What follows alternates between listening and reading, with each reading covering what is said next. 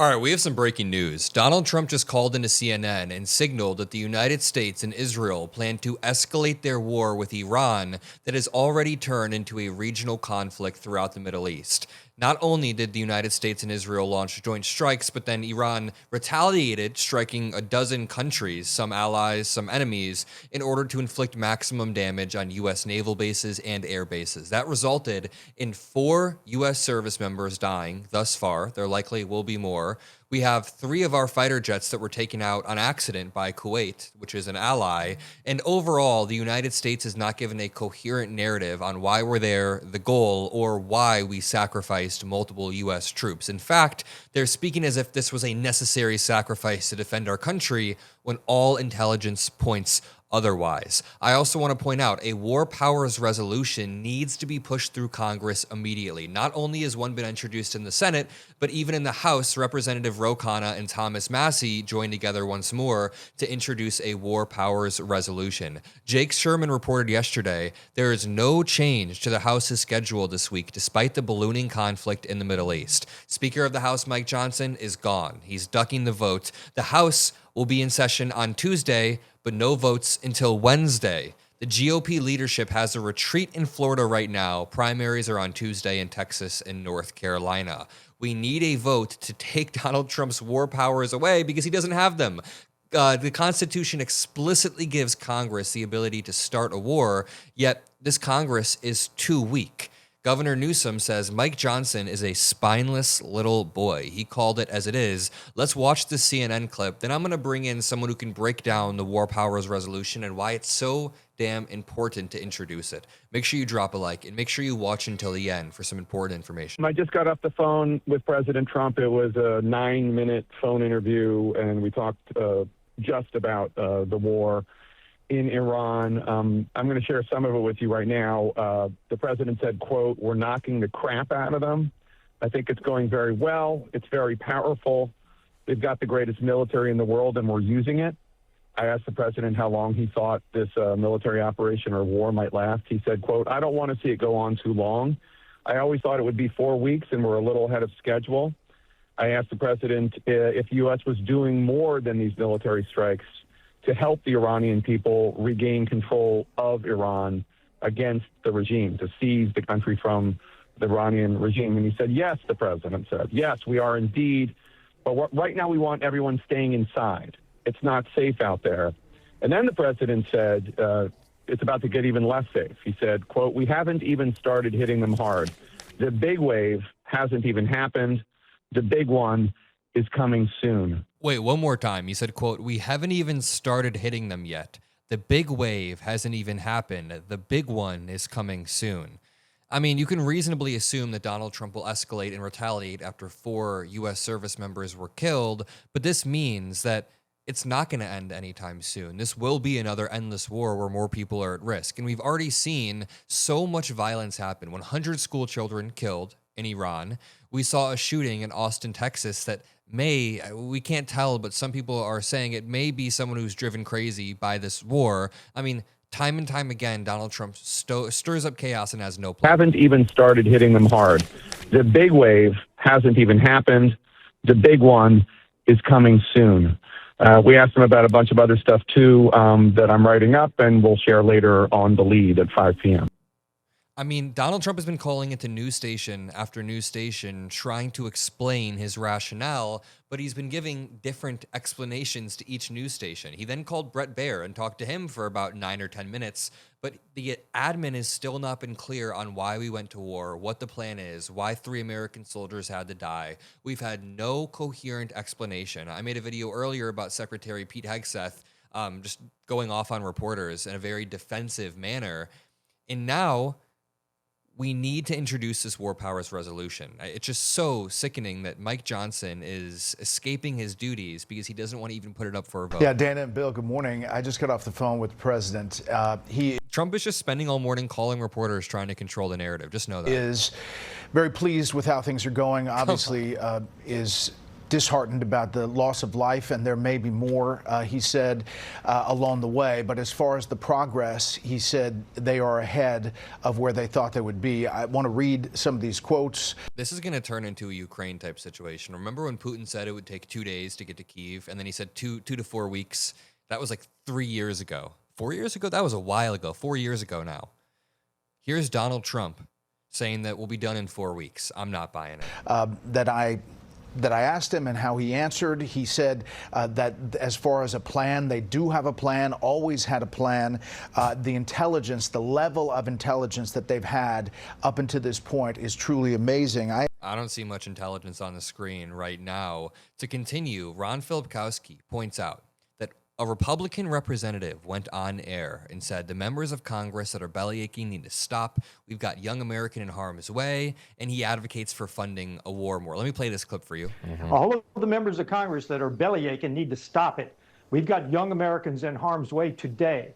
If you've got a complaint, let's deal with it afterwards. But right now, if Congress wants to do something, let's get the defense industrial base moving faster to produce our guided missiles and all the weapon systems that we need move faster so that we can have the supplies we need for this in any future conflict. Are we really back here? Have I explained to you guys the George W. Bush to MAGA to Bush pipeline? Very quickly, it's like Bush and Dick Cheney were obviously neocon warmongers. Donald Trump pretended he wasn't, pretended he wanted to put America first, so much so that he ditched Ukraine, ditched our other allies, and pushed NATO away. But then when he got in office, he started posturing towards Greenland and Canada, and there we are, we're not America first anymore, now we're interventionists again.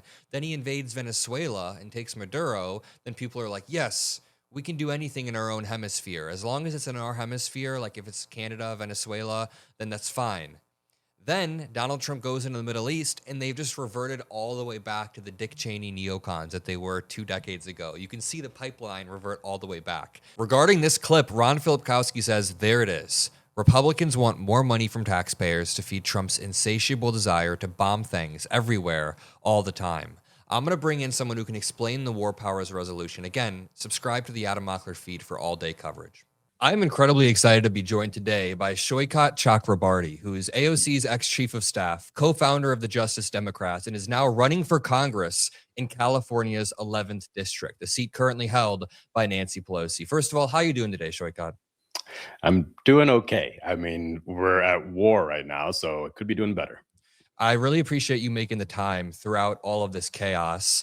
Obviously, Donald Trump and Israel's actions have launched a regional conflict where multiple U.S. service members have died, over 100 school children have died in Iran, and it's just disgusting to see. Now, Representative Ro Khanna and Representative Thomas Massie tried to introduce a War Powers Resolution leading into this. Can you explain what this resolution would do and the mechanisms of leverage that this gains over the representatives who don't want to be on the record?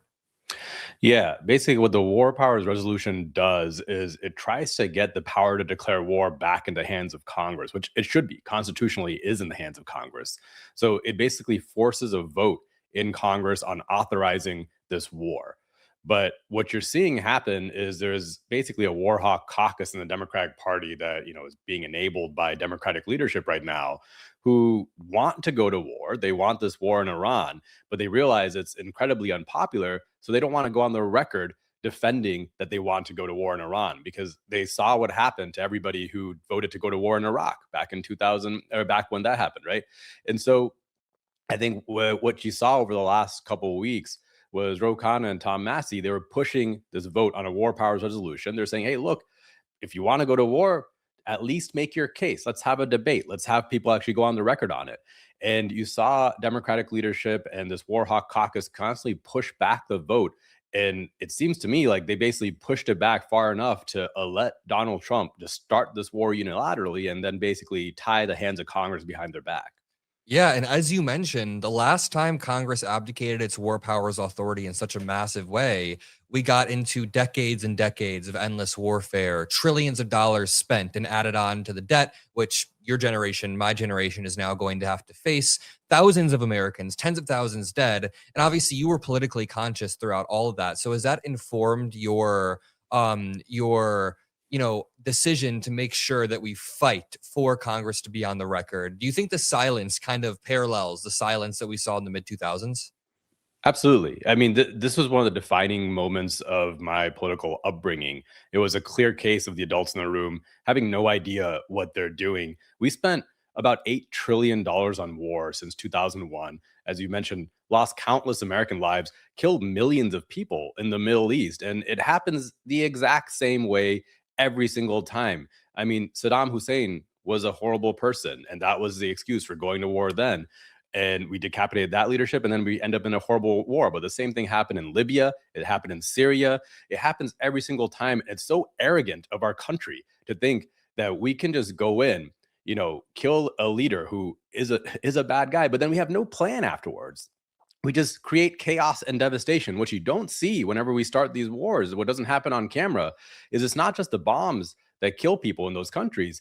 It's the devastation of their infrastructure, of their clean water systems, of their power systems, of their hospitals. You see millions of people dying, children dying from a country that gets completely destabilized and destroyed. And that's exactly what we're seeing right now. Khamenei has been killed. We managed to succeed in whatever our goal was here.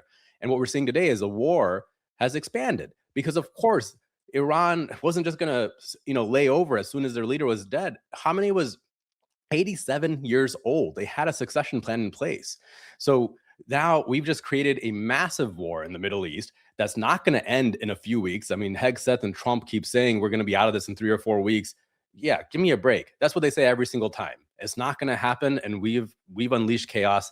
I just hope we get a vote on this war powers resolution and we try to get out of this sooner rather than later before the devastation escalates to be beyond control. That is exactly what bothers me so much about the right wingers, the neocons, the people in Congress who are so short sighted about this. And they claim, oh, our goal has been achieved. The supreme leader is dead. That's the hard part, is not taking out a leader, as we've seen in the past. You mentioned Libya. That's not even historically the hard part. You take out the leader, and then from there, usually a country will devolve into a civil war or a power vacuum is created. And now Libya, they developed into a country with like open air slave markets after we killed their leader. So it's just so short sighted for Republicans to be out there cheering and cheering when we don't know how this is going to end. Now, I really like the way that you've approached politics, the way that you've built on the ground organizations like Justice Democrats. Can you lay out your vision for not only your campaign, but broadly for the Democratic Party? I just want to hear where you want to take it, because really quickly, the Democratic Party has been so unified to our opposition, unified by our opposition to Donald Trump. We need something that we can fight for. What's your vision about what we can fight for? Yeah, we've got to realize that Donald Trump is not the cause of all our problems. He's a symptom of a problem that's been going on for a long time now, because the American dream's been shattered. Young people today are not going to do as well as their parents. Working people have been working longer and longer hours to afford less and less. That's been happening for decades. So it's not just about defeating Donald Trump. Of course, we have to do that. But after that, we have to build a society where people can actually afford to live on 40 honest hours of work a week. So that means Medicare for all and universal health care for people. It means universal childcare, tuition-free public colleges and trade schools. It means creating affordable housing and getting private equity and hedge funds and speculators out of our housing market. It means creating public power. We have to make the essentials affordable again. And then on the flip side of that, we have to actually tackle the massive challenges coming our way. So when we see AI coming in and threatening to wipe out half of our jobs, we as a society need to take the reins on AI and actually use this technology for the good of humanity, not just a bunch of corporations, and further consolidate wealth and power in the hands of a few. Fundamentally, my view is that we have decided that the only guiding principle for our country and our economy should be profit for corporations. And that has been devastating to working people over the past 50 years. We have to go back to a country that actually has goals and national goals of how do we make life work, and then we use our economy towards those goals. And that's going to mean making the essentials affordable. It's also going to mean investing to create a high wage economy for working people, and that's the work I did through the Green New Deal, and I've continued that work at my think tank New Consensus through something we have called the Mission for America.